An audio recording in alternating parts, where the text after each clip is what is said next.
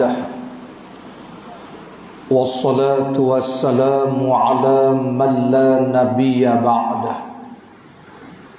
وعلى آله وصحبه ومن تبعه ونصره وواله اللهم صل وسلم وبارك على سيدنا محمد وعلى آله وأصحابه أجمعين. قال الله تعالى في القرآن الكريم أعوذ بالله من الشيطان الرجيم بسم الله الرحمن الرحيم سبحان الذي أسرى بعبده ليلا من المسجد الحرام إلى المسجد الأقصى الذي باركنا حوله لنريه من آياتنا إنه هو السميع البصير صدق الله العظيم.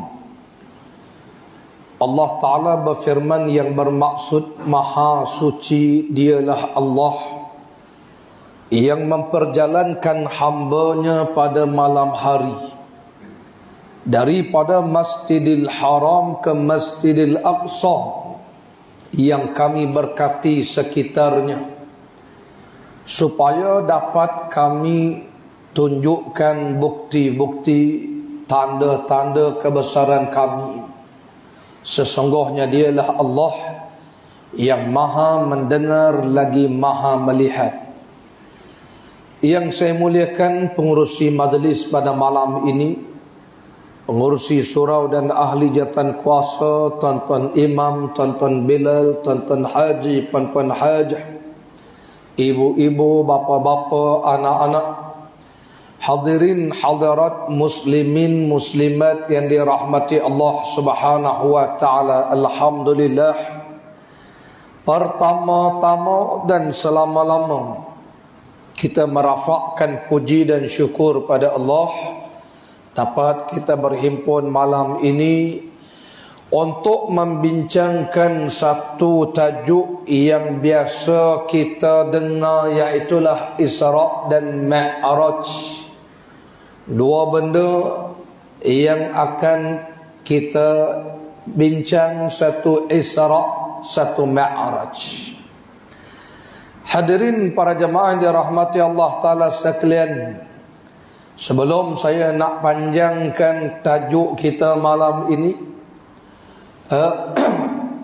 pertama sekali tiap-tiap tahun kita sambut Isra' Mi'raj. Jadi cuba tuan-tuan jawab dalam hati masing-masing lah. Apa makna Isra', apa makna Mi'raj? Itu yang pertama. Soalan yang kedua, ni adik-adik ni pun ingat apa makna Isra', apa makna Mi'raj. Yang kedua, apa hukum orang tak percayakan Isra' dan Mi'raj. Yang ketiga, Rasulullah sallallahu alaihi wasallam dibawa daripada Masjidil Haram ke Masjidil Aqsa. Sebab apa dua masjid itu yang dipilih? Yang ketiga, yang keempat, di malam Isra' Mi'raj itu Rasulullah sallallahu alaihi wasallam menjadi imam kepada rasul-rasul dan nabi-nabi yang dihimpunkan di Al-Aqsa. Sedangkan Rasulullah belum lagi naik Mi'raj, belum dapat syariat solat. Nabi jadi imam. Solat apa tu? Solat apa itu? Dah berapa dah? 4. Yang kelima, di malam Isra' Mi'raj itu kita maklum Rasulullah sallallahu alaihi wasallam mendapat syariat solat fardu 5 waktu. Asalnya 50 waktu, dikurangkan jadi 5 waktu. Balik daripada Isra' Mi'raj, sembahyang apakah yang mula-mula disembahyangkan oleh Rasulullah sallallahu alaihi wasallam? Itu 5 soalan itu. Kalau boleh jawab, boleh balik awal. Baik, hadirin hadirat, para jemaah yang dirahmati Allah Ta'ala sekalian. Boleh. Jadi 5 soalan ya. Jadi malam ini rancangan kita bukan tanyalah Ustaz. Rancangan kita malam ini Ustaz tanya, Ustaz jawab. Okey. Boleh. Okey. Sebab dulu saya pernah, dululah, sekarang dah bukan zaman kami dah habis dah. Saya pernah jugalah masuk tanyalah Ustaz dulu-dulu. Sebenarnya masa penonton tanya soalan tu, saya yang bagi dia orang soalan. Dia orang tanya je. Soalan yang bagus itu, padahal aku yang beri. Baik. Kalau tidak nanti dia orang nak tanya, buatnya dia tanya, Ustaz, apa pendapat Ustaz minyak naik harga? Sudah ni kan. Maut kita nak jawab soalan-soalan tu. Itu hadirin hadirat. Baik, hadirin para jemaah yang dirahmati Allah Subhanahu wa taala. Jadi saya nak jadikan itulah tajuk bincang malam ini. Dan tuan-tuan kenalah bersabar kerana tajuk yang diberi pun ialah perjalanan satu malam. Jadi Isra Mi'raj ni balik sebelum subuh. Jadi kalau diizinkan kita berhenti sebelum subuh, boleh? Baik. Tuan-tuan tunggulah, saya nak balik kejap lagi. Baik. Hadirin hadirat para jemaah yang dirahmati Allah Ta'ala. Pertama sekali bila sebut Isra dan Mi'raj, sebab itu dipanggil wal Mi'raj. 2 benda yang dibincang. Satu Isra, yang kedua Mi'raj. Di dalam bahasa Arab, Isra adalah perjalanan di waktu malam. Orang Arab bahasanya sangat kaya. Dia tak macam kita orang Melayu, tak macam orang putih. Good morning, good evening, good night. Ya, orang Arab pagi itu sebelum masa terbit cahaya matahari dipanggil fajar. Nanti terbit matahari dia panggil syuruk. Nanti matahari dah terbit penuh dia panggil duha. Waktu tu dipanggil duha. Nanti matahari atas kepala dipanggil zawal. Nanti masuk sikit gelincir, zuhur. Petang sikit, asar. Kemudian maghrib. Dia kaya, bahasa Arab ni kaya. Macam itulah orang Arab. Berjalan siang, berjalan seorang, berjalan ramai, jalan dalam kumpulan, jalan dalam kabilah. Dia ada istilah-istilah yang digunakan. Maka bila sebut Isra, orang Arab tahu perjalanan ini dilakukan di waktu malam. Itu Isra. Dan perjalanan itu dilakukan di bumi. Itu Isra. Jadi kalau malam-malam rajin berjalan, maka itu dipanggil Isra. Mana abang kamu mat? Malam-malam tak nampak, biasalah mak dia sudah Isra. Betul, itu Isra. Saya duduk di nilai malam-malam balik ceramah ni, malam minggu selalu tengok orang kayuh basikal malam minggu tu, malam-malam. Saya pun tengok. Rajin betul dia orang ni Isra ya. Tu berjalan malam tu dipanggil Isra. Perjalanan malam, naik basikal ke, naik motor ke, naik kereta ke, itu Isra. Baik. Adapun Mi'raj adalah perjalanan ataupun kita naik ke atas, sama ada dengan tangga ataupun dengan lift. Lift a'raja yu'riju mi'raj, itu perjalanan ke atas. Itu Mi'raj. Jadi budak-budak merempit bawa motor laju-laju macam borok di waktu malam. Dia bawa laju, apa hal? Isra, diangkat tayar depan Mi'raj. Tu Isra Mi'raj, budak dak rempit. Okey. Tetapi yang kita nak bincang ini adalah Isra, perjalanan malam Rasulullah daripada Masjid Haram ke Masjid Aqsa. Itu Isra. Kemudian sampai Nabi di Masjidil Aqsa, Rasulullah tambat burak. Burak ini adalah seekor binatang yang menjadi tunggangan nabi-nabi. Dikatakan bukan Rasulullah je pernah tunggang borak, nabi-nabi terdahulu pun ada yang pernah menunggang borak itu. Jadi ditambatkan di Masjidil Aqsa, kemudian Rasulullah dibawa naik ke langit. Itu Mi'raj Nabi, daripada langit yang pertama, 2, 3 sampai langit ke-7, atas lagi suatu tempat yang sangat-sangat jauh, Jibril pun tidak diizinkan memasukinya. Namanya Sidrah Muntaha. Sidrah ni adalah pohon bidara. Muntaha, kata orang, hujung sekali, jauh sungguh, sehingga Jibril pun tak diizinkan masuk tempat itu. Itulah tajuk kita nak bincang Mi'raj. Nanti Rasulullah balik semula daripada Mi'raj, turun ke bumi, ke Aqsa, daripada Aqsa naik borak, balik semula ke Masjidil Haram. Hadirin hadirat, itu makna Isra', perjalanan di bumi di malam hari, Mi'raj, perjalanan ke atas. Itu Mi'raj. Jadi itulah jawapan apa makna Isra' dan Mi'raj. Yang kedua bila sebut Isra' Mi'raj ini, kita sambut 27 Rejab. Ada sebahagian orang mempersoalkan betul ke peristiwa ni berlaku 27 Rejab. Ada yang mengatakan tak betul. Hadirin hadirat, saya nak ingatkan malam ini satu benda je. Tarikh dalam sejarah Islam ini memang ulama-ulama berbeza pendapat. Ya, Isra' Mi'raj, nuzul Quran, apa lagi, Maulid Nabi, hijrah Rasul, semuanya berlaku perbezaan pendapat di kalangan alim ulama.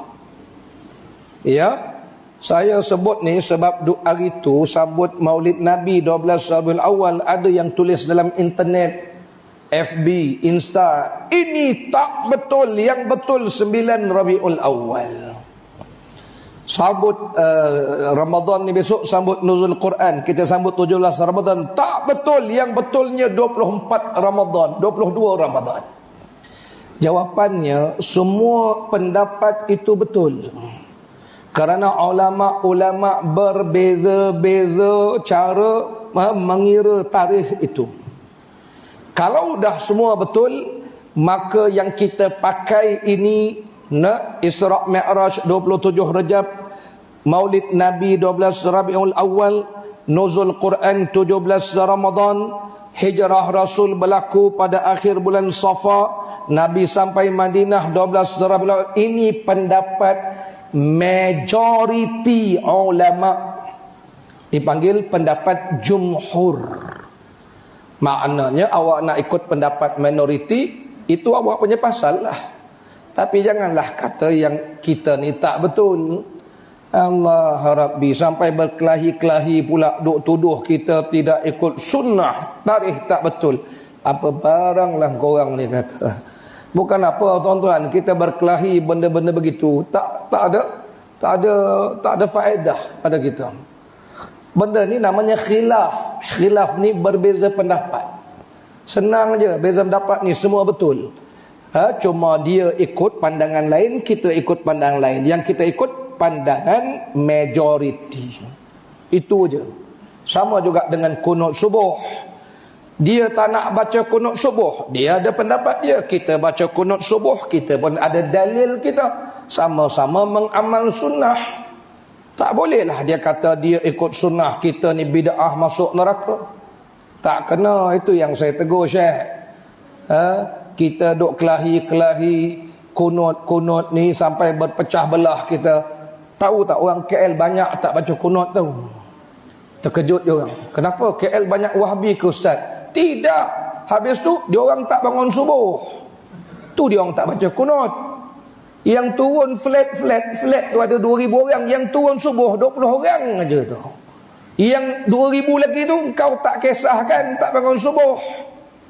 berkelahi sampai kita yang duduk subuh ni pula dianggap ahli neraka tu. Ini yang kita marah lah. Sama juga berkelahi talqin orang mati tu dengar ke tak dengar, dengar tak dengar, dengar tak dengar. Dengar tak dengar, saya pakai semua pendapat. Tak, kita pakai dalil semua. Dengar tak orang mati kita beri salam. Dengarlah, sebab tu Rasulullah sebut kita beri salam, dia dengar. Dia jawab salam kita. Cuma waktu dia jawab kita tak dengar. Itu sudah bagus. Kalau dia jawab kita dengar, qalu inna lillah gitu. Semua dalil ada. Jadi tak usah kelahi. Begitu juga dalam masalah tarikh Islam ni. Ni saya sebut ni bukan apa ni. Dia orang ni seolah-olah dia je ikut kajian yang tepat. Mudah je kita jawab. Jawapannya yang kita ikut tarikh ini pendapat majoriti. Awak nak ikut pendapat minoriti, silakan. Kami tak balah. Tapi jangan kata awak saja betul, kami salah. Kita semua di atas jalan yang betul. Tu je.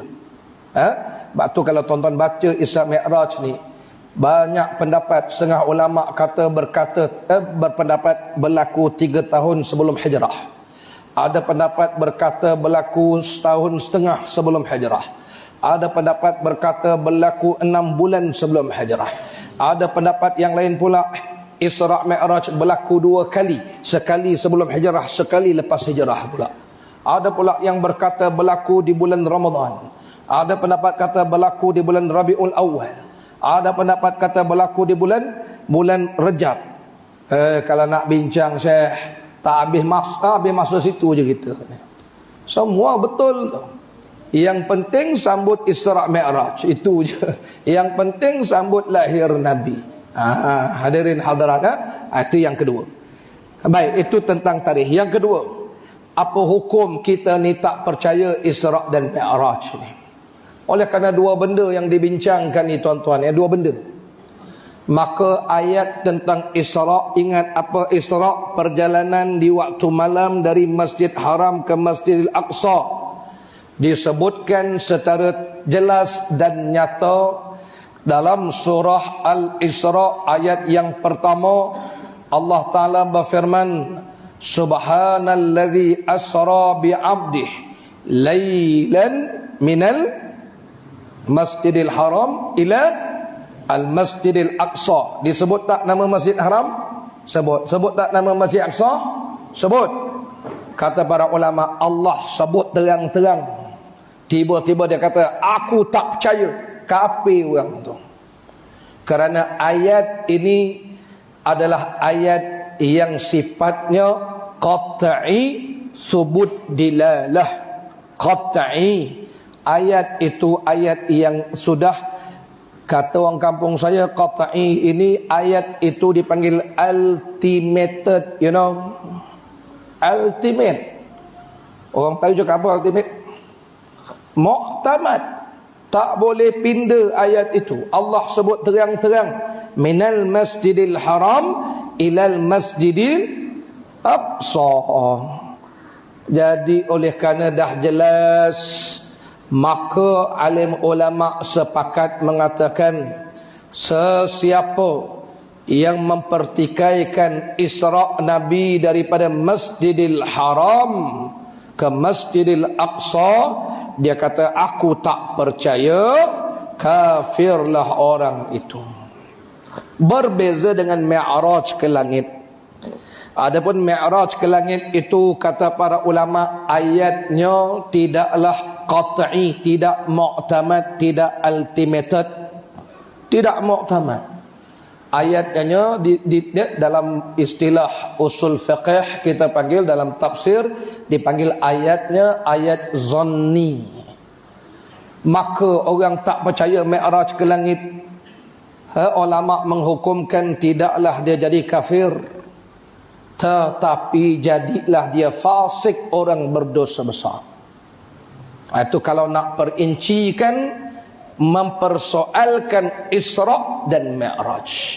Tapi secara umum kita jawab sekali imbas, tak percaya Isra' Mi'raj, orang itu rosak akidah.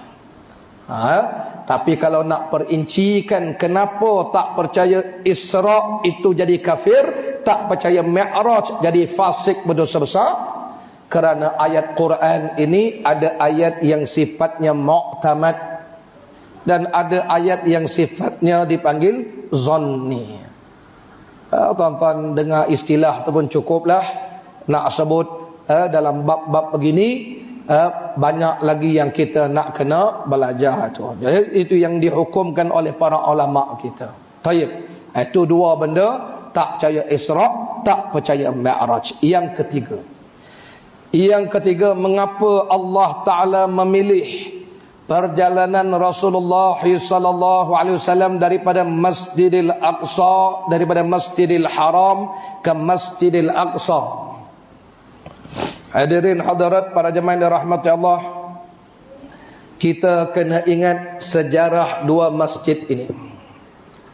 Sejarah dua masjid ini dibina oleh siapa? Pertama sekali, Kaabah. Kaabah itulah digelar sebagai Masjidil Haram. Cuma tuan-tuan, puan-puan, ibu bapa, anak-anak kena ingat bila sebut Masjidil Haram. Dulu-dululah saya ingat bila sebut Masjid Haram, ingatkan masjid tu haram. Rupanya orang Arab, haram tu maknanya mulia. Sebab tu dipanggil tanah haram. Dua tanah haram, haramain, dua tanah mulia. Jadi kalau dengar tanah haram Mekah, jangan termenung pula pasal apa? Malaysia pun ada tanah haram juga. Tak sama Syekh, tanah haram Malaysia memang haram sungguh. Itu tanah kerajaan, korang teroka buat rumah. Itu memang tanah haram. Mekah itu tanah haram kerana tanah tu mulia. Kerana itu dilarang kita bawa balik tanah-tanah itu ke Malaysia. Ini bawa balik. Baru-baru ni tuan-tuan, Kaabah tu ditutup tau.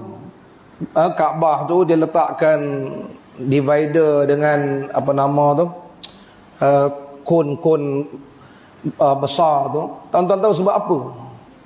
Sebab orang duk curi, dia bawa gunting, dia cium Kaabah tu, dia gunting kelambu Kaabah tu.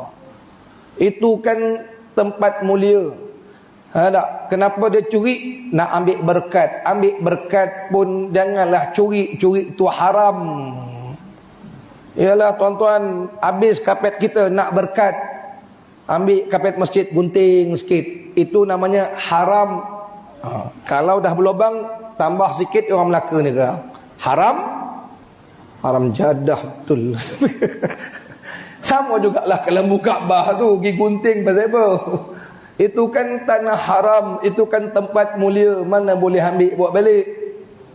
Yang boleh buat balik air Zam-Zam aja. Ini tanah batu semua dia buat balik, tak boleh. Itu tanah mulia. Ya, baik. Sebab tu kalau dengar Masjid Haram, jangan pula termenung ni sekarang, kenapa masjid tu haram? Bahasa Arab Masjidil Haram ialah masjid mulia.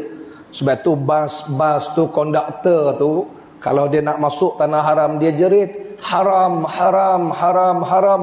Itu bas nak bagi tanah haram. Kita nak naik takut. Pasal apa? Haram.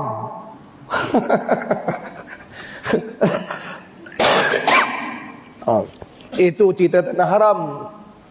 Bas tu pula pergi ke Jeddah. Orang Arab dia tak panggil Jeddah, dia panggil Jeddah. Bas tanah haram pergi Jeddah, konduktor sudah jerit haram, haram jadah, haram jadah. Wallah, saya dengar dengan telinga saya. Kalau tuan-tuan duduk dekat Jannah Dariyah tu, saya dulu bertugas duduk kat situ lah, kat Jannah Dariyah tu. HQ tabung haji di Mekah tu. Turun tu nak pergi ke masjid, biasa masuk ke pintu Marwah tu, tepi tu ada bus station. Kat situlah saya dengar haram jadah, haram jadah. Jemaah Sarawak depan saya, dia pusing belakang. Saya ingat dia maki saya, Ustaz. Sebab dia tak temu Arab tu. Baik, balik tajuk tadi ya. Jadi kenapa Allah pilih Masjid Haram, Masjid Aqsa? Baik. Cuba kita ingat balik, siapakah yang mula-mula membina Kaabah, Masjidil Haram ini? Kalau ikut dalam beberapa riwayat, yang mula-mula bina Kaabah adalah malaikat-malaikat. Sebelum manusia menghuni bumi ini, malaikat sudah menghuni bumi. Malaikat. Kemudian turun Nabi Adam. Nabi Adam lah orang yang pertama membuat binaan di atas tapak Kaabah itu, Nabi Adam. Sebab itu disebutkan inna awwala bait wudi'a lin-nas, sesungguhnya pertama-tama bangunan yang dibina di bumi ini adalah Kaabah. Nabi Adam bina Kaabah. Kemudian runtuh di zaman banjir besar Nabi Nuh. Jadi Makkah itu dulu tak ada orang menghuni situ. Maka Allah Ta'ala takdirkan Nabi Allah Ibrahim alaihi salam. Tapi ingat, Nabi Ibrahim ni bukan asal orang Mekah. Nabi Ibrahim ni asal orang mana? Nabi Ibrahim asalnya orang Babylon di Iraq sana. Ya, waktu berlaku peristiwa Nabi Ibrahim dibakar api itu berlaku di Babylon. Kemudiannya Nabi Ibrahim berhijrah ke Palestin. Jadi Palestin bumi hijrah Nabi Ibrahim. Allah takdirkan semasa pernikahan dengan Siti Sarah tak punya anak. Lalu Nabi Ibrahim bernikah dengan Siti Hajar. Dapatlah anak namanya Ismail.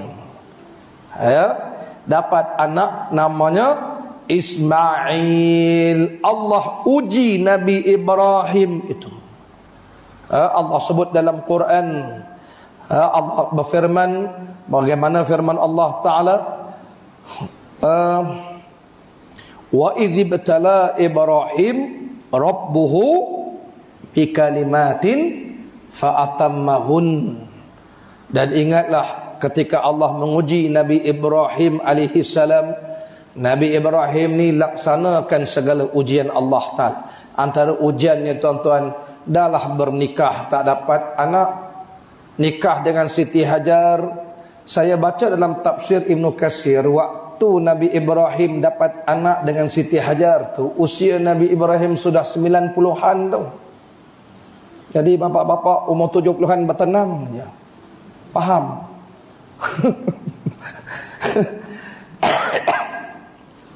Saya ulang balik. Nabi Ibrahim dapat anak pertama, anak sulung, umur 90-an. Jadi bapak-bapak umur 70-an bertenang. Sebab orang perempuan menopause, laki-laki menopause, still on. Tak percaya, try tengok. Okey. Jadi itu anak sulung. Dapat anak sulung, Allah uji, masih lagi baby, disuruh letaknya di tempat padang tandus di Makkah itu. Palestin ke Makkah tu jauh, 1265 km jauh. 1260 km jauh. Tapi taatlah Nabi Ibrahim, letak anaknya di situ dengan istrinya Hajar, tinggalkan. Itulah ceritanya, Hajar mencari air. Itu yang kita sa'i ulang alik 7 kali tu kan. Penat juga sa'i ya. Siti Hajar begitulah cari air ulang alik itu. Itu pun kita sa'i hari ni ada aircon, ada kipas. Saya pun kalau sa'i saya cari kat mana kipas besar tu. Pasal apa? Sejak penat. Siti Hajar hari tu cari air, tak ada aircon, tak ada kipas tu. Akhirnya keluar zam-zam. Hasil hentakan kaki Nabi Ismail. Jadi itu sejarah Mekah. Bila sampai satu ketika dah lama tinggalkan anak, pergi ziarah anaknya. Itu sebab kata setengah ulama, borak yang dinaiki oleh Rasulullah itu pernah dinaiki oleh Nabi Ibrahim waktu menjenguk anaknya. Ya. Jadi jenguk anaknya di Mekah, Allah perintah buatkan binaan Kaabah itu di atas tapak asal yang pernah dibina oleh Nabi Adam alaihi salam. Jadi malaikat Jibril tunjukkanlah pada Nabi Ibrahim mana tapak itu. Nabi Ibrahim pun binalah Kaabah itu. Itu sebab ada tempat pijak. Masa Kaabah tu dah tinggi, cari batu buat tempat pijak. Nak bina Kaabah itu, maka tempat pijak itu dipanggil maqam Ibrahim. Orang Arab maqam ni adalah tempat berdiri. Qama yaqumu maqam, tempat diri. Kita tengok maqam, takkan besar tu maqam. Mana kubur Nabi Ibrahim? Bukan kubur lah bang, itu maqam, tempat Nabi Ibrahim berdiri. Pijak masa bina Kaabah itu. Kaabah tu bukan 4 segi sama macam kita tengok sekarang ni. Kaabah tu dia macam ni, 4 segi apa nama ni, tepat ke apa ni. Sebab itulah sekarang ni 4 segi sama. Tetapi tepi dia tu ada lengkungan dipanggil Hijir Ismail. Hijir Ismail tu sebahagian Kaabah. Sebahagian daripada Kaabah. Ya. Baik. Sebab tu orang sembahyang dalam Hijir Ismail seperti sembahyang dalam Kaabah. Itu sejarah Masjidil Haram. Jadi kemudiannya daripada Nabi Ibrahim lahir Nabi Ismail, dibinanya Kaabah. Allah takdirkan kemudian dengan Siti Sarah itu akhirnya dapat juga anak seorang, namanya Ishak. Padahal Siti Sarah isteri pertama, Siti Hajar isteri kedua. Siti Hajar dapat anak dulu, Siti Sarah dapat kemudian, sehingga kata orang Arab, mengandungnya Sarah kerana cemburukan Hajar. Orang Arab dia guna istilah, kalau kahwin satu tak dapat anak, kahwinlah yang kedua. Nanti yang pertama akan mengandung kerana cemburukan yang kedua. Cuba try tengok.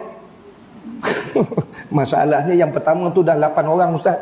Sekianlah saja, cukuplah yang satu tu. Ni cerita kalau yang pertama tak dapat anak tu.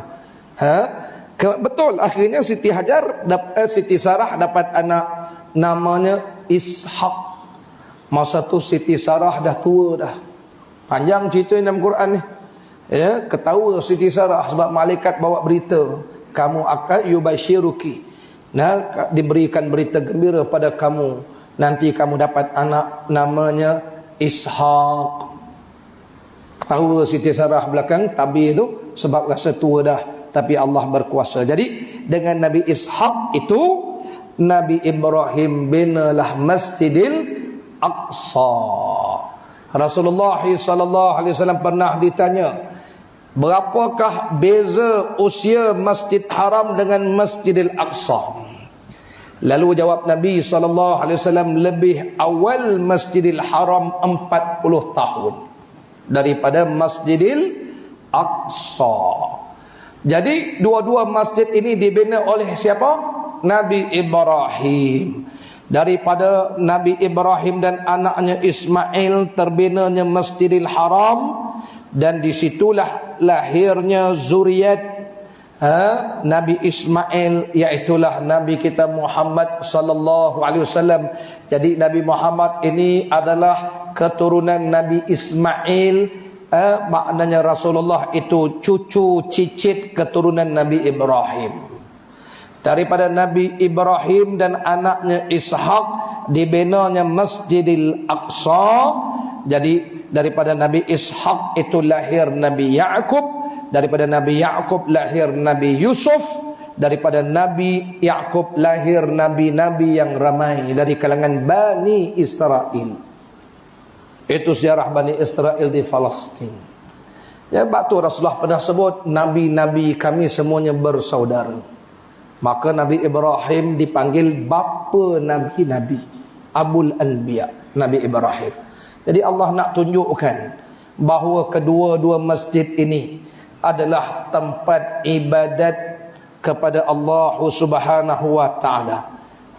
Sebab itu kata para ulama, masjid ini adalah masjid yang mulia. 3 buah masjid yang Nabi sebut dalam sepotong hadis, la tushaddur rihal illa ila thalathati masajid. Tidak bersungguh-sungguh kamu bermusafir, 3 tempat ni kena bersungguh-sungguh pergi. Kena ada kesungguhan nak pergi 3 tempat ni. Pertama, Masjidil Haram. Kedua, Masjid Nabawi. Ketiga, Masjidil Aqsa. 3 masjid ni kena ada kesungguhan.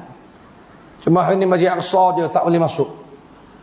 Allah hadirin hadirat, saya kalau ditakdirkan Allah, sebenarnya setiap tahun saya bawa jemaah pergi Masjid Aqsa. Saya ingat saya tak dapat pergi masa Covid begitu, dengan tahun ni tengok perang KIV dululah. Tidak, memang tak tahu, memang favourite saya ialah ke Masjid Aqsa. Kalau nak cerita sejarah Aqsa, sejarah Palestin, lebih banyak daripada sejarah Mekah. Daripada Nabi Ishaq lahir Nabi Ya'qub. Nabi Ya'qub inilah yang digelar Israel. Sebab itu orang Yahudi panggil Jacob, biskut Jacob. Ya'qub lah tu. Kerana Nabi Ya'qub itu adalah bapa kepada Bani Israel. Israel bahasa Ibrani membawa maksud hamba Allah, Abdullah. Orang Ibrani panggil Israel. Daripada Nabi Ya'qub lahirnya Bani Israel, 12 Bani Israel. Nabi Yusuf dari anak Nabi Ya'qub. Dari situlah lahirnya Nabi Daud, Nabi Sulaiman, Nabi Zakaria, Nabi Yahya, Nabi Musa, Nabi Isa, Nabi-Nabi alaihi wassalatu wassalam. Banyak yang berbangsa Bani Israel. Jadi soalnya, kalau begitu, mengapa umat Islam nak ambil alih Masjidil Aqsa? Kenapa kita tak serahkan pada Israel? Ikutilah jawapannya selepas azan nanti. Jangan ke mana-mana. Silakan azan dululah. Ya, silakan Tuan Bilal kita.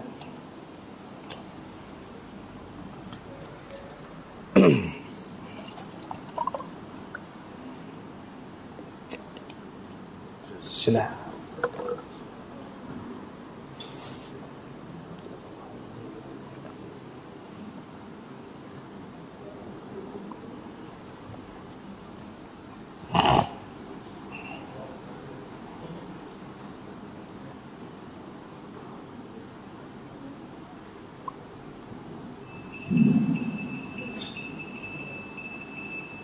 Allahu Akbar,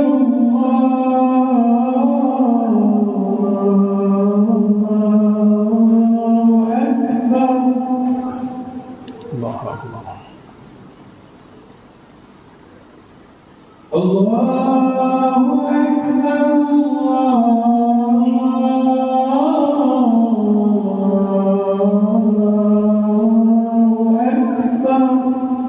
Allahu Akbar.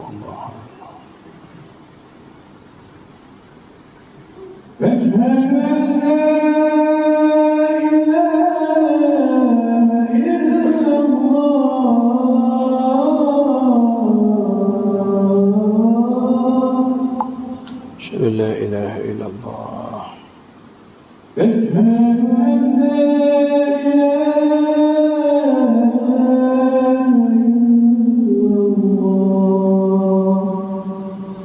أشهد أن لا إله إلا الله أشهد أن لا إله إلا الله أشهد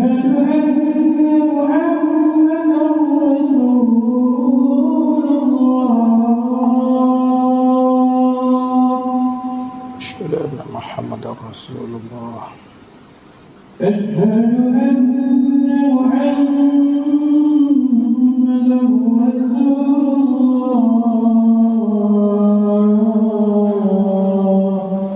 رسول الله أشهد أن محمدا رسول الله أشهد أن محمدا رسول الله حي على الصلاة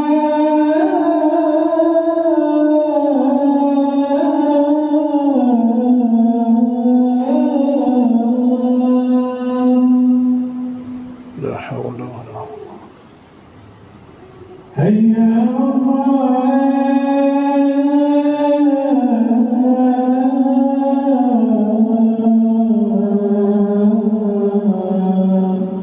لا حول ولا قوة إلا بالله حي على الفلاح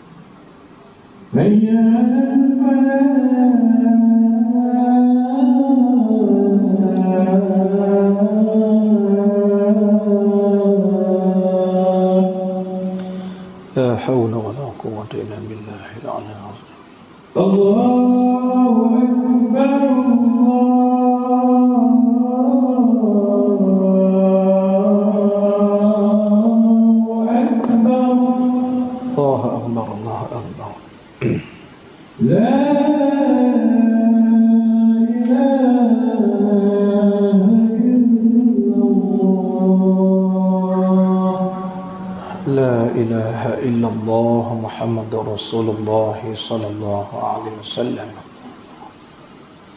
Salatul qa'imah. Sifdal fadlah Allah.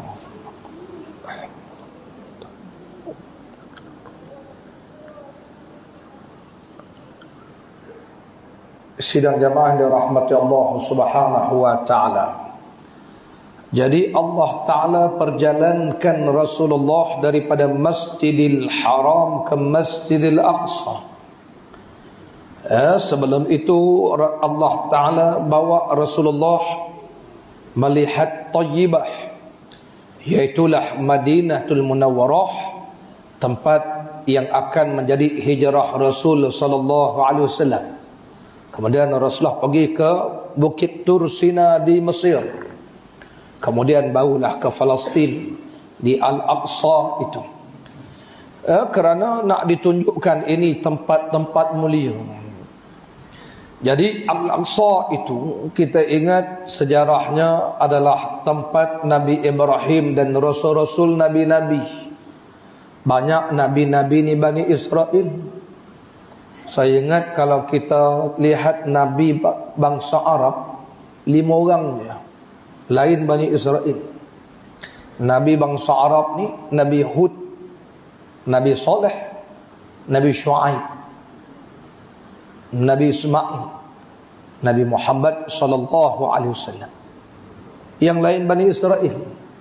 Balik tajuk tadi, kalau begitu kenapa pula kita nak ambil alih Masjid Aqsa? Hadirin hadirat, Bani Israel ini bila sebut Bani bermaksud anak cucu Israel. Siapa Israel tadi? Nabi Ya'qub. Nabi Ya'qub tu digelar Israel. Tapi tuan-tuan kena ingat, Bani Israel di awal-awal itu adalah orang yang beriman kepada Rasul-Rasul dan Nabi-Nabi mereka. Sebab itu mereka tu layak untuk menjaga Masjidil Aqsa, kerana mereka beriman kepada Rasul-Rasul yang diutuskan. Tetapi sampai pada satu peringkat, Bani Israel ni tuan-tuan, mereka lawan Rasul-Rasul mereka. Mereka bunuh Nabi-Nabi di kalangan Bani Israel sendiri. Maka mereka dilaknat oleh Allah Ta'ala. Sebab mereka dah tak mau ikut Allah, tak mau ikut Rasul dah. Rasulullah sendiri pernah ditanya oleh Abu Ubaidah Al-Jarrah. Rasulullah ditanya oleh Abu Ubaidah, kata Abu Ubaidah, "Ya Rasulullah, siapakah orang yang paling dahsyat mendapat azab Allah di hari kiamat nanti? Ayun nasi asyaddu azaban yaumil qiyamah." Siapa orang paling dahsyat dapat azab Allah hari kiamat? Nabi jawab, orang paling dahsyat dapat azab Allah hari kiamat ialah orang yang membunuh Nabi-Nabi, dan membunuh orang-orang yang mengajak kepada jalan kebaikan dan mencegah kemungkaran. Orang tu mereka bunuh. Bunuh Nabi, bunuh orang ajak buat baik, cegah benda mungkar.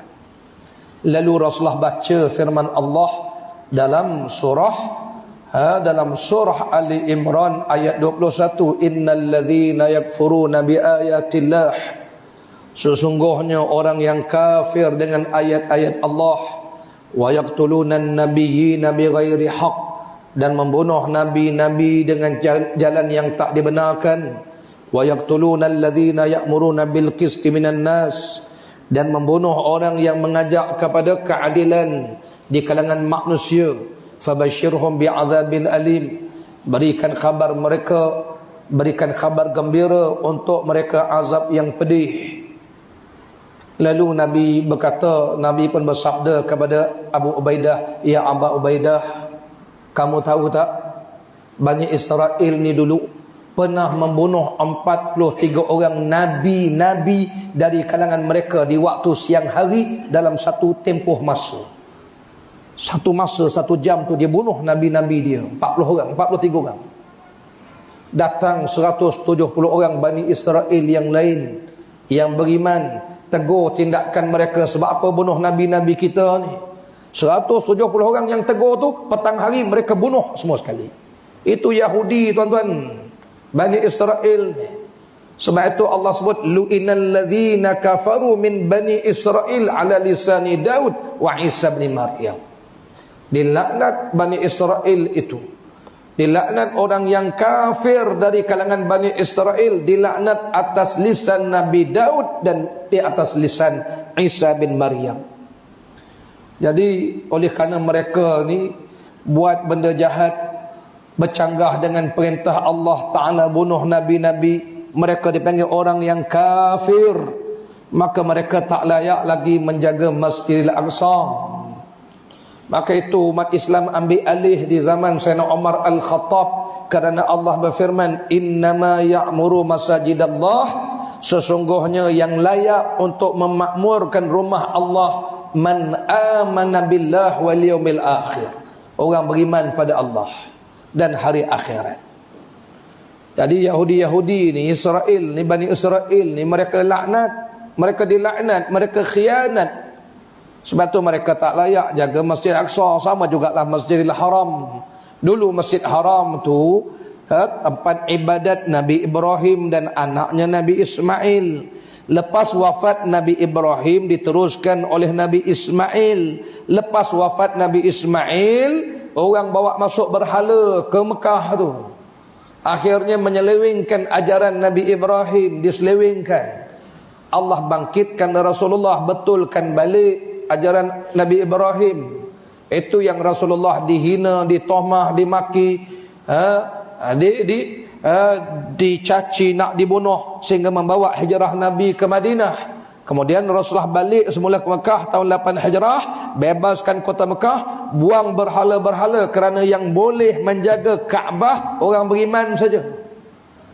Karena itu kita kena fahamlah sejarah ni. Jadi sengaja Allah bawa jalan Nabi Masjid Aqsa ke Masjidil Haram, ke Masjid Aqsa, supaya kita ingat ini dua-dua tempat mulia. Kalau tak dibawa Isra' Masjid Aqsa, orang tak ingat Masjid Aqsa tu apa dia. Ya, itu pun dah ada suara-suara sumbang, kenapa kita tak serahkan pada Bani Israel. Yang memerintah dulu ialah Bani Israel yang beriman. Oleh kerana mereka dah tak beriman, mereka tak layak lagi menjaga bumi Palestin tu, Bani Aqsa tu, mereka tak layak. Sama juga Mekah. In case lah hari ni ada orang nak letak berhala Mekah, yang kafir nak takbir Mekah, tuan-tuan setuju?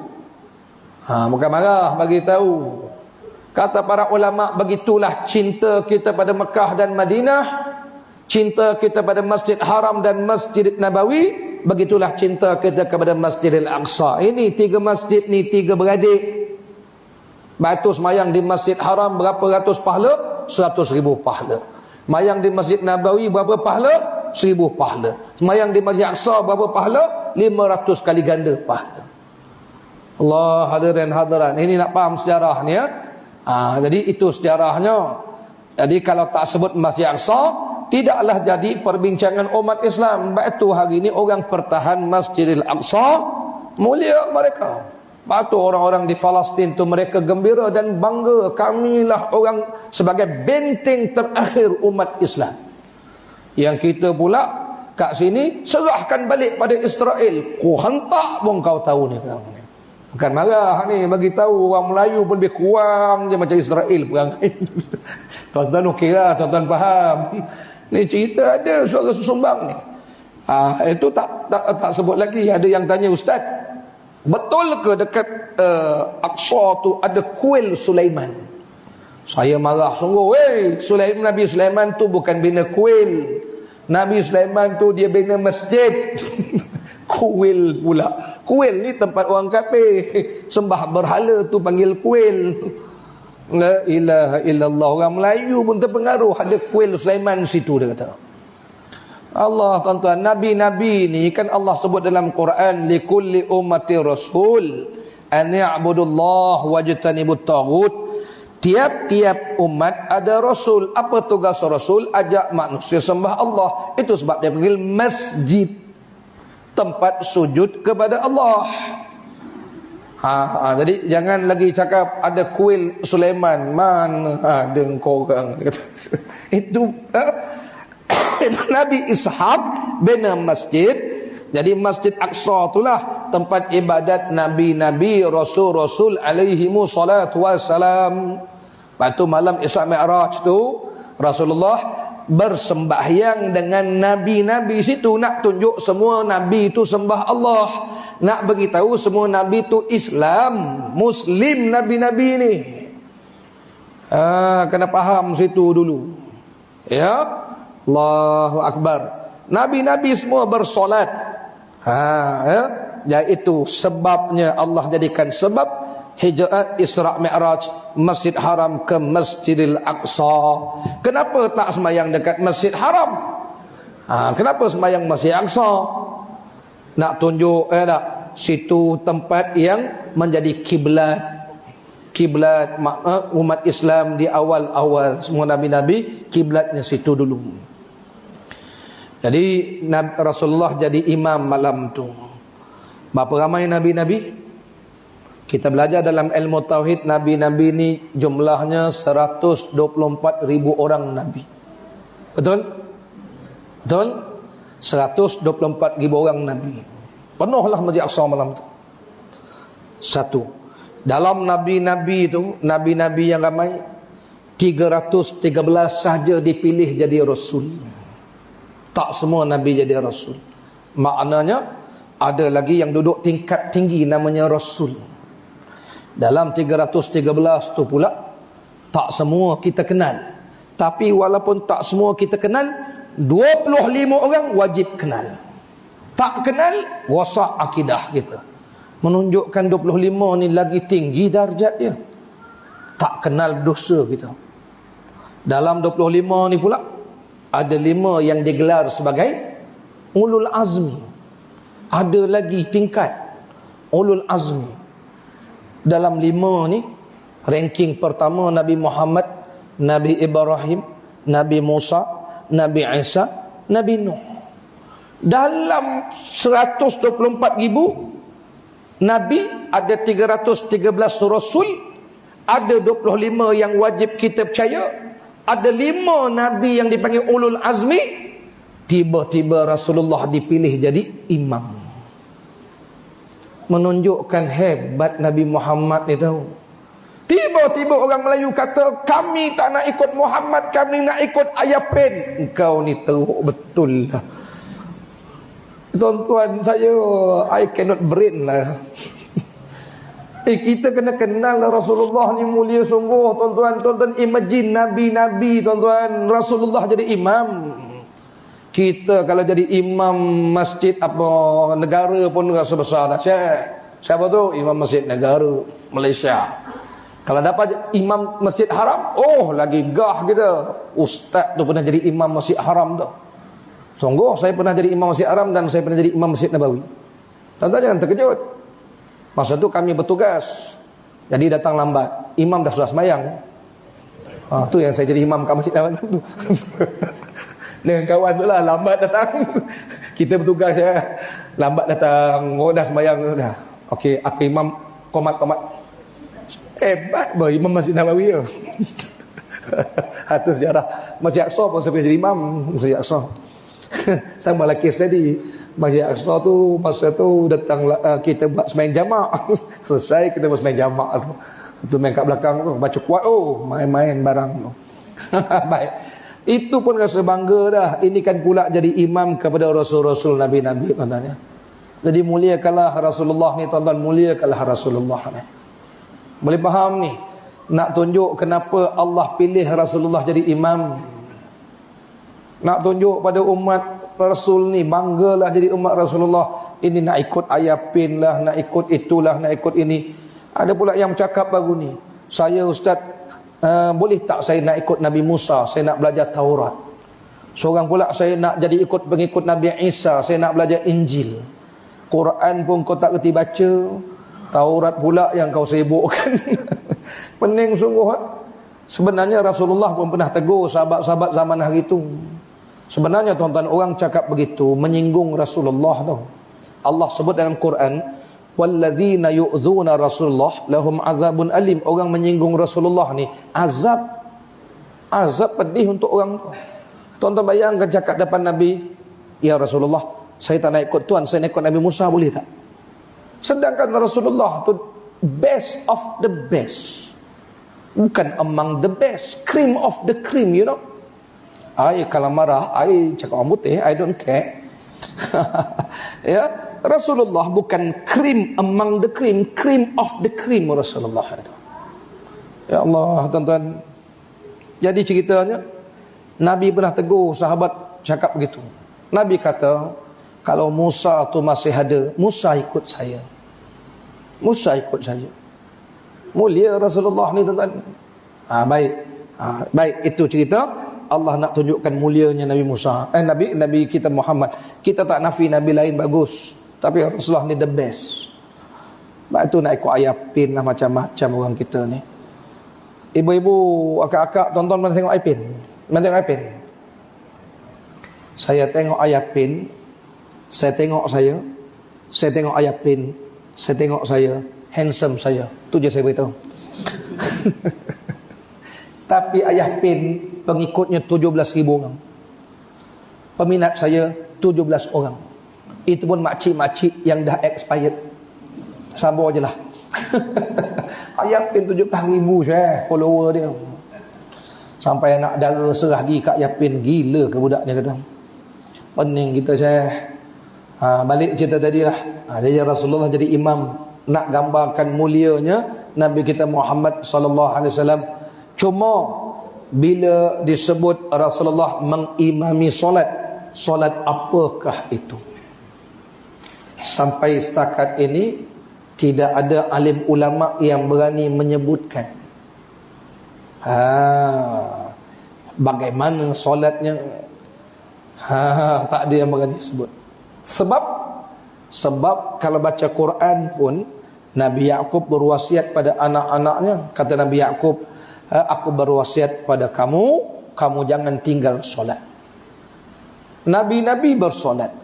Bagaimana solat mereka, tidak ada yang berani menyebutnya. Kerana tidak ada hadis yang menceritakan. Hadis hanya cerita Rasulullah mengimami solat. Ya, okey, setakat tu je. Baik, tapi kita beriktikad Rasulullah memang menjadi imam solat sebelum Isra' dan Mi'raj itu. Kemudian Rasulullah pun dibawalah Mi'raj ke langit. Saya nak ringkas je, panjang lagi cerita tuan-tuan. Nabi dia bagi susu lah macam-macam ya. Kemudiannya ditunjukkanlah bidadari masa belum naik lagi tu. Itu belum lagi pergi syurga. Tengok bidadari cantik-cantik. Kemudian Rasulullah dibawa naik ke langit. Ya, kemudian masuk langit pertama, langit 2 sampai langit 7. Langit 7 jumpa dengan Nabi Ibrahim. Nabi Ibrahim berpesan pada Rasulullah. Nabi Ibrahim kirim salam pada umat Nabi Muhammad. Kata Nabi Ibrahim, sampaikan salamku pada umatmu. Wahai Muhammad, beritahu umat kamu, syurga ni tanahnya subur, tanamlah benihnya. Nabi Ibrahim pesan kita tanam benih. Apa benih kita di syurga nanti? Subhanallah, walhamdulillah, wala ilaha illallah, wallahu akbar, wala hawla wala quwata illa billahil aliyil azim. Tanam benih itu. Itu pesanan Nabi Ibrahim. Kemudian Rasulullah dibawa naik sampai ke Sidratul Muntaha. Kemudian Jibril tinggalkan Rasulullah, pergi jumpa sendiri dengan Allah Ta'ala. Dapatlah wahyu solat 50 waktu. Turun langit ke-6, langit 7 Nabi Ibrahim, langit 6 Nabi Musa. Nabi Musa lah pesan, wahai Muhammad, minta pengurangan. Umat kamu tak mampu, umat saya yang kuat-kuat pun tak mampu. Umat kamu tak mampu. Rasulullah naik, turun, naik, turun, naik. Akhir sekali jadi berapa? 5. Itu pun ada orang Melayu cakap, kenapalah tak naik lagi sekali? Korang ni tak gerti bersyukur betul. Kenapa tak naik lagi sekali? Hadirin hadirat, saya nak ringkaskan ajalah. Walaupun 5 waktu, saya nak cerita malam ni mulianya Nabi kita Muhammad sallallahu alaihi wasallam, walaupun hanya 5 waktu, tapi mulia umat Nabi Muhammad, pahala kita seperti bersolat 50 waktu. Sebab apa? Sebab Allah berfirman, man jaa bil hasanah falahu asyru amsalihha. Siapa bawa datang satu kebaikan, digandakan 10. Ini umat Nabi Muhammad tuan-tuan, umat lain tak ada. Apa lagi nak? Oh, nak jadi ikut ayapin, nak ikut itu, nak ikut ini. Apa kurang Nabi Muhammad ni? Allah Ta'ala beri diskaun 5, tapi pahala kita 50. Itu tuan-tuan cerita kemuliaan Nabi Muhammad sallallahu alaihi wasallam. Lepas tu kita sedekah pun ganda sampai 10. Buat baik semuanya ganda 10, ganda 10. Ini belum masuk Ramadan. Besok masuk Ramadan, berapa ganda? 10 sampai 700 ganda tu. Umat lain tak ada macam ni, Syekh. Mulia jadi umat Nabi Muhammad ni, patut kita ni syukur, selawat banyak-banyak pada Rasulullah sallallahu alaihi wasallam. Mulia sungguh jadi umat Rasulullah ni tuan-tuan ya. Ya, saya nak cerita ni biar kita ni cintakan Rasulullah ni. Itu tak sebut lagi sampai 700 malam Ramadan tu. Nanti sampai 10 akhir Ramadan ada satu malam pula kita ibadat malam itu seperti beribadat 1000 bulan. Malam apa nama tu? Lailatul Qadar. Tapi masalahnya umat Nabi Muhammad buat aja malam 10 akhir itu. Yang dikejar bukan Lailatul Qadar, yang dikejar ialah Qamdar. Lailatul Qamdar kejar. Malam tu 70%, 50%, 70%, 80%, pening gitu. Nak kata apa lagi, nak hina Rasulullah macam mana? Rasulullah ni mulia sungguh. Ya, itu Rasulullah sallallahu alaihi wasallam. Batu Allah bagi syariat solat itu. Besar solat ni tuan-tuan ya. Sampai besok di hari akhirat, kita yang bersolat ni, apa kelebihan dia? Ni adik-adik anak-anak ni, solat jangan tinggal. Besok di hari akhirat, kita ni dengan solat kita ni besok akan jadi cahaya kita. Rasulullah pernah sebut begini kepada sahabat Nabi, sebut, sayalah orang pertama yang diizinkan sujud di hari akhirat. Saya orang pertama diizinkan mengangkat kepala di hari akhirat. Waktu saya angkat kepala tu, saya tengok depan saya pandang belakang saya pandang kanan, saya pandang kiri. Fa'arifu ummati min bainil umam. Saya kenal umat saya yang duduk di celah-celah umat yang ramai. Lautan manusia di mahsyar tuan-tuan, bilion manusia, Rasulullah boleh kenal kita umat baginda. Padahal kita tak pernah jumpa Rasulullah, Rasulullah pun tak pernah jumpa kita. Coba tuan-tuan jawab, macam mana anda boleh kenal? Tuan-tuan tak sempat tanya, sahabat dah tanya, ya Nabi Allah, kaifa ta'rifu ummataka min bainil umam ma baina Nuh ila ummatika? Ada sahabat tanya, ya Nabi Allah, macam mana Tuan boleh kenal umat Tuan dalam lautan manusia, daripada umat zaman Nabi Nuh sampai umat yang akhir tu? Soalnya, macam mana Tuan boleh kenal? Ini saya nak sabitkan dengan Isra' Mi'raj dan solat. Lalu jawab Nabi SAW, a'rifuhum, saya kenal umat saya, muhajjalun min atharil wudu. Saya kenal umat saya, wajah mereka, anggota mereka bersinar-sinar, bercahaya sebab ambil wudu. Siapa yang ambil wudu? Orang sembahyang je.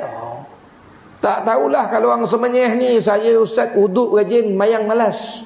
Tak adalah Syekh, kalau tak semayang tu tobat tak wuduknya. Betul tak betul ni? Mak tu semayang ni besar. Ada orang semayang tak wuduk. Saya pernah jumpa, tapi saya tak jumpa lagi orang rajin wuduk tak semayang. Tapi saya jumpa orang semayang tak wuduk. Saya ulang balik, saya tak jumpa orang yang ambil wuduk je, mayang malas. Wuduk rajin. Mayang saya tak boleh. Tak ada. Kalau orang mayang je wuduk. Tapi saya jumpa orang semayang tak wuduk. Ni cerita zaman budak-budak dulu. Budak-budak kampung dulu kan nakal-nakal. Tapi nakal-nakal semayang tak tinggal. Jadi bapak-bapak ni, kita main bola petang-petang tu, asal balik sekolah, belum main asal lagi. Kawan saya lah, saya okey. Bapak dia saya bawa kayu, nak pukul. Semayang dia. Adik dia kata, bang, wuduk. Lepas ni. Tu semayang dulu, wuduk kemudian. Tidak kan kena belasah. Semayang tak ada wuduk tu. Jadi Nabi boleh kenal kita ni dengan sebab adanya wuduk. Satu. Yang kedua Nabi kata a'rifuhum, saya kenal umat saya, bisimahum fi wujuhihim. Betul tuan-tuan baca dalam surah apa dia? Muhammadur Rasulullah walladzina ma'ahu asyidda'u 'alal kuffar ruhama'u bainahum. Rasulullah, Muhammad Rasulullah, orang yang bersama Nabi Muhammad itu fi wujuhihim min athari as-sujud, di wajahnya ada bekas sujud. Orang mayang je ada bekas sujud. Tak tahulah yang orang mayang je ada bekas sujud ni. Besok hari akhirat Rasulullah kenal kita ni. Macam mana Nabi kenal? Nabi kata, saya kenal bisimahum fi wujuhihim, di wajahnya ada bekas sujud. Batu kita sujud ni berapa anggota? 7. Dalam 7 ni dahi ni buka dahi, yang lain tutup tak apa, dahi kena buka. Ini semayang macam ni. Dah lah tak handsome, tak kaya, mayang pun tak sah. Dia tak handsome tak apa, janji bercahaya, bukan kaya. Ni cahaya je, cahaya sujud ni ada. Ni ibu-ibu ya? Ni jangan tutup dahi ni, buka dahi kita ni sujud. Besok ada bekas sujud dikenal oleh Rasulullah sallallahu alaihi wasallam. Itu mulianya umat Nabi Muhammad. Tadi cerita wuduk tadi saya lupa. Nabi sebut, saya kenal umat saya muhajjalun min atharil wudu la yakunu li ahadin min ghairil umam, la yakunu li ahadin minal umami ghairihim.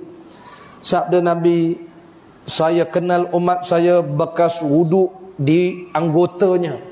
Kemudian Nabi sebut umat lain tak ada tanda ni.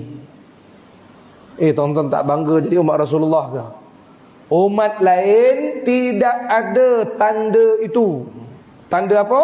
Bekas sujud bercahaya, bekas wuduk tu bercahaya kiamat. Lepas tu kita ambil wuduk ni betul-betul. Ni basuh muka ni, belajar fiqh, basuh muka biar betul. Semua yang ada kawasan muka basuh. Itu yang saya kadang-kadang nasihatkan muslimat lah selalu. Muslimin ada juga masalah, tapi muslimat ni dalam kawasan muka ni, termasuk yang tepi ni, ibu-ibu, akak-akak, apa benda tepi ni? Apa benda ni tepi ni? Sideburn. Ya, sisi terbakar. Sisi sideburn. Ni anak rambut ni banyak orang perempuan letak atas telinga kan. Tak dibasuhnya anak rambut, tak sah. Tak sah basuh muka. Kan duduk dalam kawasan muka, wajib dibasuh semua tu. Letak atas telinga. Satu, yang keduanya, ni yang bibir kita ni. Bibir ni anggota zahir pun wajib dibasuh. Orang perempuan pergi kerja, pejabat, pakai benda apa tu? Lekcu. Kelantan ke? Saya orang Johor, pergi dulu sekolah Kelantan. Lekcu. Agak-agak ambil uduk tu, air sampai tak bibir tu. Kalau tak sampai, tak sah uduk tu. Yang geram tu, dia ambil uduk, nak punya jaga dia punya gincu, dia kemam bibir. Berjalan, jalan muncung bibir. Masa ambil uduk, simpan bibir. Tak sah tu. Orang lelaki ni jaga sikit. Saya rambut pendek tak apa, yang jadi rambut depan panjang tu. Kan kita basuh kepala, dia basuh jambul je. Apa basuh jambul ni? Tak sah wuduk. Esok tak punya cahaya hari akhirat tau. Baik, akhir sekali lah. Saya nak berhenti dah 9 suku ni. Hadirin hadirat, akhir sekali, itulah mulianya Rasulullah sallallahu alaihi wasallam. Ambil solat itu walaupun 5 solat, tapi umat Nabi Muhammad segala amal kita Allah ganda 10. Kita puasa Ramadan sebulan diiring 6 hari Syawal, betul, seperti puasa setahun. Sebab apa? Sebab 30 hari puasa darab 10 300, 6 hari puasa darab 10 60, 360 hari kita puasa tu. Padahal puasa 3 bulan dan puasa 30 hari dan 6 hari je. Umat lain tak macam ni, Syekh. Kalau tak larat puasa 6, puasa 3 hari setiap bulan. Nabi kata siapa berpuasa 3 hari setiap bulan seperti berpuasa sepanjang masa. Sebab 3 hari setiap bulan, 3 hari darab 10, 30 hari. Seolah-olah sebulan, tiap-tiap bulan dia puasa. Padahal 3 hari dia puasa. Cuma ingatlah, jangan Ramadan pula kau belasah 3 hari. Bulan lain 3 hari, 3 hari, 3 hari. Mulia jadi umat Rasulullah ni, tuan-tuan. Okey, baik. Saya tak nak cerita lebih-lebih. Rasulullah pun baliklah. Balik ke Makkah. Orang tak percaya. Abu Bakar percaya. Orang beriman percaya. Ada juga yang murtad. Ada yang ketawakan Rasul sallallahu alaihi wasallam macam-macam. Ya. Baik, tak apalah, itu cerita tu mungkin setengah ustaz akan ulas. Yang saya nak ulas balik daripada Isra' Mi'raj. Sembahyang apakah yang mula-mula disembahyangkan Rasulullah? Banyak orang kata sembahyang subuh. Jawapannya, Rasulullah hanya menerima syariat solat 5 waktu. Nabi tak tahu waktu bila. Nabi tak tahu macam mana. Itulah dalil sembahyang ni bukan rekaan Nabi Muhammad. Bukan Nabi dapat buku manual macam kita beli kereta. Kata Cina tu, itu semua manual ada dalam itu buku, lu bacalah. Aduh, letih kita saya nak baca manual tu. Rasulullah bukan macam tu. Nabi hanya diberi perintah solat 5 waktu. Waktu bila? Rasulullah pun tak tahu. Jadi balik Isra' Mi'raj tu sebelum subuh. Jadi waktu zuhur Jibril datang. Itulah disebut dalam hadis yang sahih, zuhur Jibril datang. Ajarkan Rasulullah cara bersembahyang zuhur. Barulah Nabi tahu zuhur tu 4 rakaat, rokok, iktidal, sujud. Bukan Nabi reka-reka. Ini ada yang tak dengar ceramah, main agak-agak dia kata sembahyang ni rekaan Muhammad. No. Jibril itu bawa wahyu Allah. Jadi di situ 2 benda Jibril nak ajar. Pertama, waktu solat. Kedua, cara solat. Jadi Rasulullah cerita, selesai 4 rakaat tu, Jibril balik. Nanti asar, Jibril datang lagi. Ajar pula sembahyang asar tu. Selesai asar, Jibril balik. Maghrib, Nabi kata maghrib seperti waktu orang berbuka puasa. Dalam maghrib, Jibril ajar macam mana sembahyang maghrib 3 rakaat tu. Selesai maghrib, Jibril balik. Isyak Nabi kata langit tu sudah hilang mega-mega dia tu. Merah, putih hilang dah. Bayang isyak. Selesai isyak, Jibril balik. Datang pula subuh. Nabi kata subuh, fajar, orang sahur, terbit fajar tu. Kemudian itu hari pertama. Hari kedua, Jibril datang lagi waktu zuhur, tapi lewat sikit. Nabi kata semalam dah nak sembahyang asar dah waktu ni. Rupanya Jibril nak beritahu bilakah akhir waktu zuhur tu. Jibril ajar Nabi sembahyang zuhur dan akhir waktu zuhur. Itu sebab dulu saya kerja pejabat, banyak orang perempuan lewat sembahyang zuhur, ikut Jibril, dia kata. Akak minta maaf kak, bukan akak pejabat saya kak. Lewat sembahyang zuhur kak, ikut Jibril, dia bagi salam, masuk asar. Macam itulah Nabi kata Jibril datang. Tapi hari kedua tu Jibril balik lepas zuhur tu, asar Nabi kata bayang-bayang objek ni dah 2 kali ganda dah. Itu sebab setengah mazhab mengatakan asar tu waktunya pendek je. Tapi mazhab Syafi'i asar sampai maghrib lah. Jadi datang Jibril hari kedua, waktu asar tu 2 bayang-bayang objek 2 kali ganda. Okey. Kemudian maghrib, Nabi kata maghrib macam semalam lah orang buka puasa. Isyak Jibril datang tengah malam. Sebab tu ada mazhab yang mengatakan akhir waktu isyak adalah separuh malam. Tapi mazhab Syafi'i kita pakai hadis yang lain, akhir isyak adalah subuh. Jadi jangan peliklah kalau ada ustaz ceramah-ceramah beritahu isyak ni waktunya tengah malam, sebab Jibril datang hari tu ajar Nabi tengah malam tu waktu isyak. Itu mazhab yang bukan Syafi'i lah. Saya tak ingat mazhab Hanafi ke gitulah. Mazhab Syafi'i dah waktu isyak itu berlanjutan sampai masuk subuh. Baik, tak apalah, itu khilaf ulama. Hari kedua isyak itu tengah malam. Hari kedua Jibril datang subuh. Nabi kata langit belum terbit matahari, bumi dah cerah. Bumi cerah ni dia bukan langit cerah, bumi cerah. Bumi cerah ni kalau sekarang ni subuh habis 7 suku contohnya, biasanya pukul 7 tu kan dah cerah bumi tu. Pukul 7 tu kan. Itu yang banyak sembahyang lewat tu. Memang ikut Jibril, dia kata. Pandai betul korang ni. Jadi 2 hari lah Jibril ajarkan Rasulullah cara sembahyang dan waktu sembahyang. Kesimpulannya itulah Isra dan Mi'raj yang disyariatkan kepada baginda Rasulullah sallallahu alaihi wasallam. Hadirin hadirat, jadi saya nak akhirkan supaya kita ni ingat bahawa Isra Mi'raj ini perjalanan 1 malam, tapi panjang ceritanya. Batu lain ustaz, lain cara dia berbincang, sebab banyak lagi yang belum kita bincangkan. Nabi melihat azab, Nabi melihat nikmat, tak cerita lagi. Tak cerita lagi Rasulullah dapat air, ditawarkan air susu dan juga arak. Nabi pilih susu.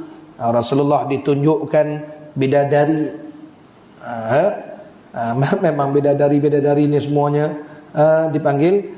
Ada nak ingatkan pada kita semualah. Jadi saya nak fokuskan di situ saja. Semoga kita ini dapatlah maklumat sikit sebanyak tentang Isra dan Mi'raj. Jadi saya ulang balik, yang pertama, apa Isra, apa Mi'raj? Boleh jawab ya? Apa hukum tak percaya Isra, tak percaya Mi'raj?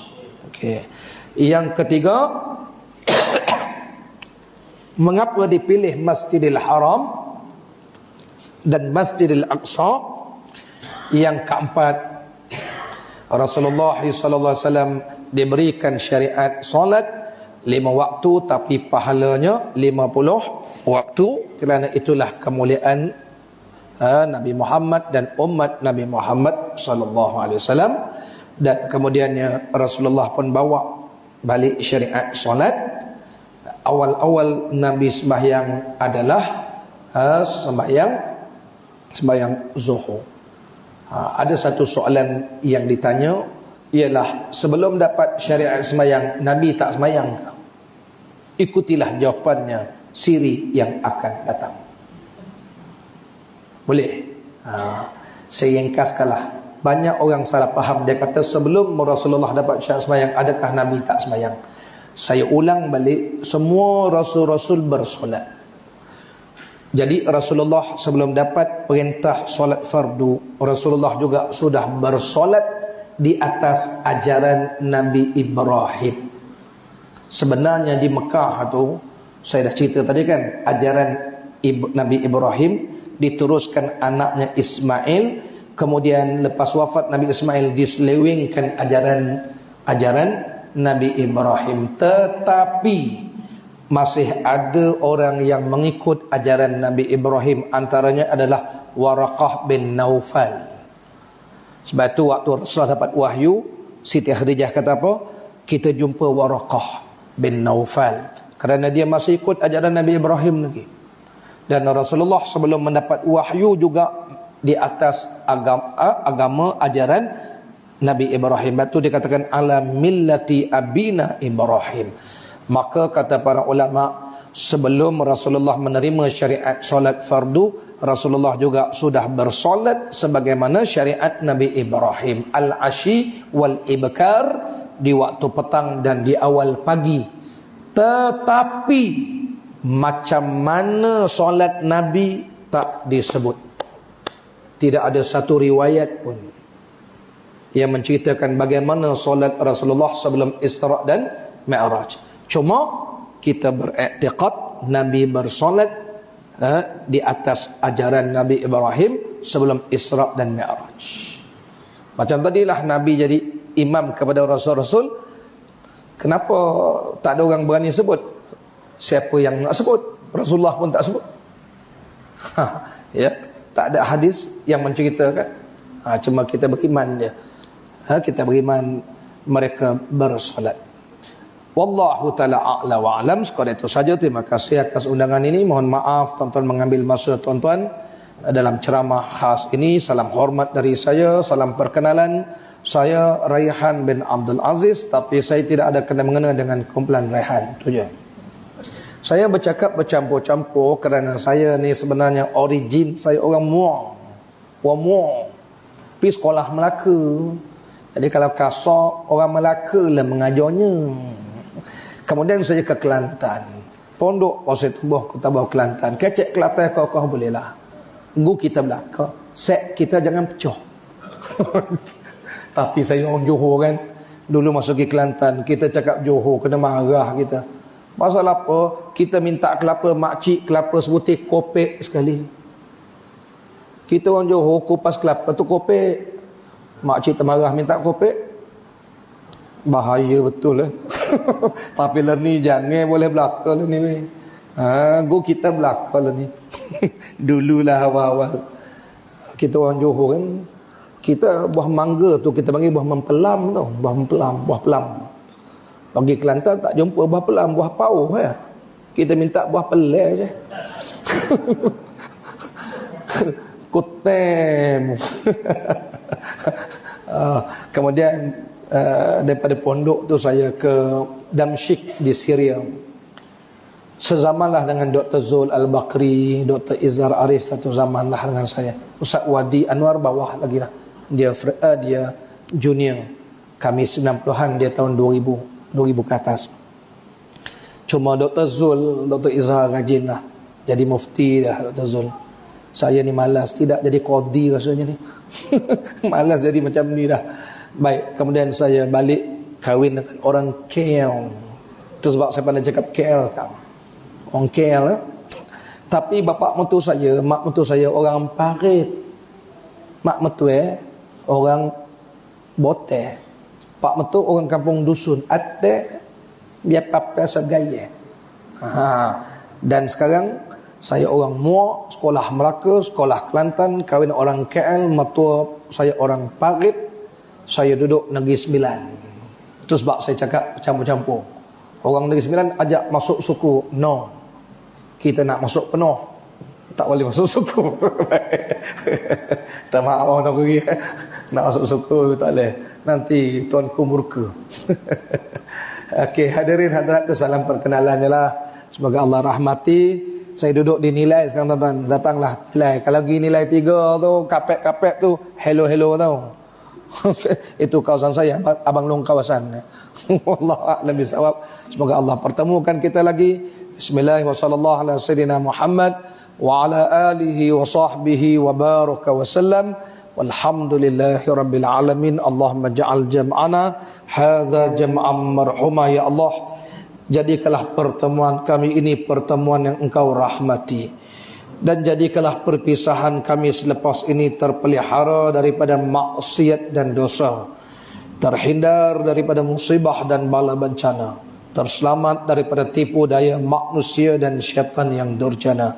Sallallahu ala sayyidina Muhammad wa ala alihi wa sahbihi wa baraka wa sallam. Alhamdulillahi Rabbil Alamin. Fataqabbalallahu minna wa minkum.